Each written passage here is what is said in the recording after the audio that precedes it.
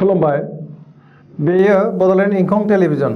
दिनै 27 मे 2020 बुधबार खालि सानसेनि बरादखौ नोंथांमोननि खाथियाव लानानै फैदों आं सदानन्द दैमारिया। सिगां फरायथिनो लादों मेष राशि। दिनैनि साना मोजां आरो गाज्रिनि गेजेरजों बाबेनलांगोन। गोसोखौ जोबोर गुलुं गुजुं मोनगोन। मावनो लानाय खामानिखौ मावफुंनो अदेबानि हागोन। देहायाबो मोजाङै थागोन। अब्लाबो जानाय लोंनायाव सांग्रां जानाया गाहाम। बहानिफ्रायबा गाज्रि खौरां फैनो हागौ। रांखावरियाव मोजां, बेफार फालांगियावबो मोजां, समाजाव मान मोनगोन। गोसोनि लुबैनाया बांद्राय जालांगोन। सोरजोंबा एना एनि जानो हागौ। सांग्रां थानाया गाहाम। सुथुरा बांगोन, खहा खालामनो नाजागोन। फरायसाफ्रा दिनै फरायनायाव मोजां फिथाइ मोनगोन आरो गोसो दुंगोन। वृष राशि। दिनैनि साना बारा मोजां नङा। गोसोखौ जोबोर गुलुं गुजुं मोनगोन। गोसोनि बोलोआ लोरबां मोनगोन। मावनो लानाय खामानिखौ मावफुंनो अदेबानि हागोन। समाजाव मान सनमान मोनगोन। रांखावरियाव मोजां नङा। बेफार फालांगियावबो मोजां नङा। खहा जानो हागौ।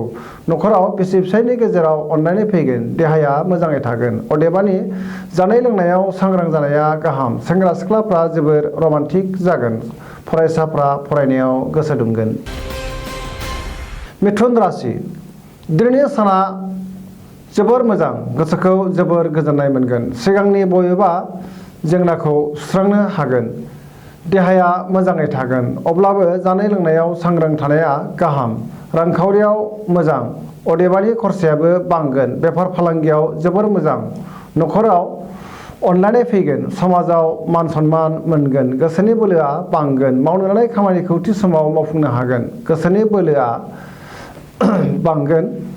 सेंग्रा सिख्लाफ्रा दिनै गावबा गाव गोसोनि साननायखौ फोरमायलायनो हागोन आरो रमान्टिक जागोन। कर्कट राशि। दिनैनि साना बारा मोजां नङा। गोसोखौ जोबोर गुलुं गुजुं मोनगोन। मावनो लानाय खामानिखौ थि समाव मावफुंनो हानाय नङा। रांखावरियाव मोजां, नाथाय खरसाया बांगोन। बेफार फालांगियाव मोजां नङा। खहा जानो हागौ। देहाया मोजाङै थागोन। न'खराव बिसि फिसायनि गेजेराव अनलायनाय फैगोन। बिदा फंबायनि गेजेराव एना एनि जानो हागौ।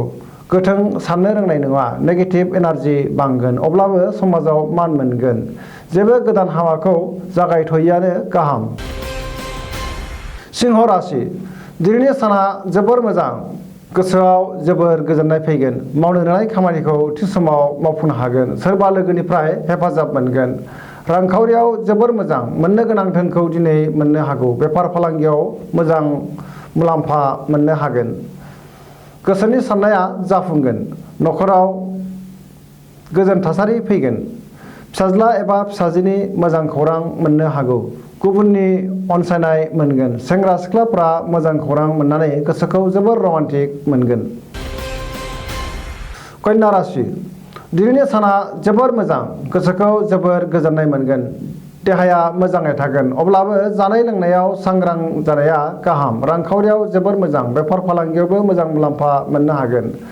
गोबां सुबुंखौ लोगो मोनगोन। न'खराव अनलायनाय फैगोन।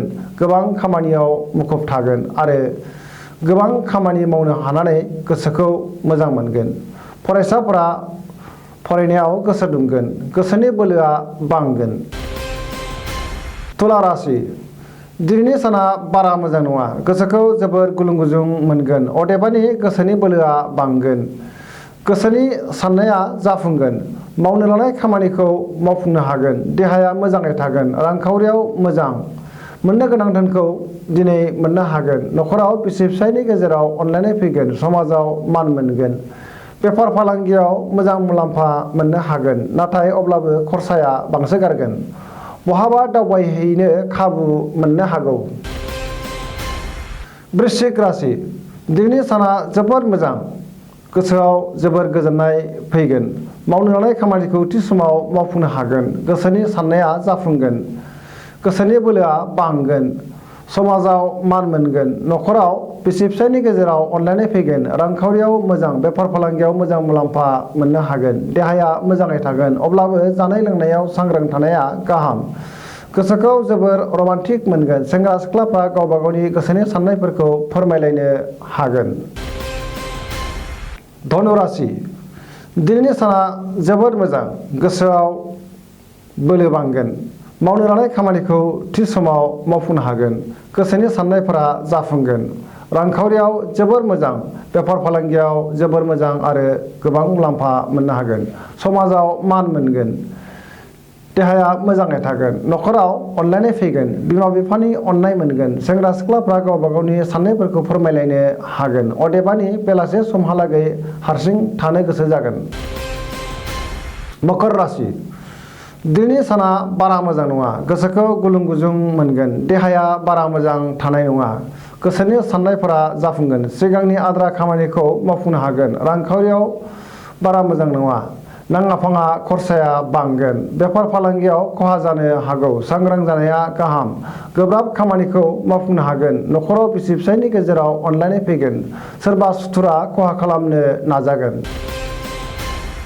कुम्भ राशि दिनैनि साना बारा मोजां नङा गोसोखौ जोबोर गुलुं गुजुं मोनगोन खामानिखौ थि समाव मावफुंनो हानाय नङा बहानिफ्रायबा हरखाबै गाज्रि खौरां मोननो हागौ समाजाव मान सन्मान मोनगोन रांखावरियाव मोजांद्राय नङा खरसाया बांगोन फालांगियाव खहा जागोन देहाया मोजाङै थागोन न'खराव बिसि फिसायनि गेजेराव अनलायनाय फैगोन गुबुननि हेफाजाब मोनगोन गोसोखौ जोबोर रमान्टिक मोनगोन फरायसाफोरा फरायनायाव गोसो दुंगोन मीन राशि दिनैनि साना जोबोर मोजां गोसोखौ जोबोर गोजोननाय मोनगोन गोसोनि बोलोआ बांगोन देहाया मोजाङै थागोन रांखावरियाव मोजां होनजायो बेफार फालांगियाव मोजां मुलाम्फा मोननो हागोन न'खराव अनलायनाय फैगोन गोसोखौ जोबोर रमान्टिक मोनगोन सेंग्रा सिख्लाफ्रा गावबा गावनि गोसोनि साननायखौ फोरमायलायनो हागोन बहाबा थांनो एबा दावबायहैनो खाबु मोनगोन गोबां मोजां खाबु फैगोन दिनैनि राशि फरायथिनाया एसेनोसै जोबनायाव बेखौनो खावलायो जाहाथे नोंथांमोना सानफ्रामबो जोंनि बे बड'लेण्ड इंखं टेलिभिजनखौ नायबाय थायो आरो साबस्क्राइब खालामो जाहाथे सानफ्रामबो गावबा गावनि बरादखौ मोनथिनो हायो एसेनोसै गोजोन्थों।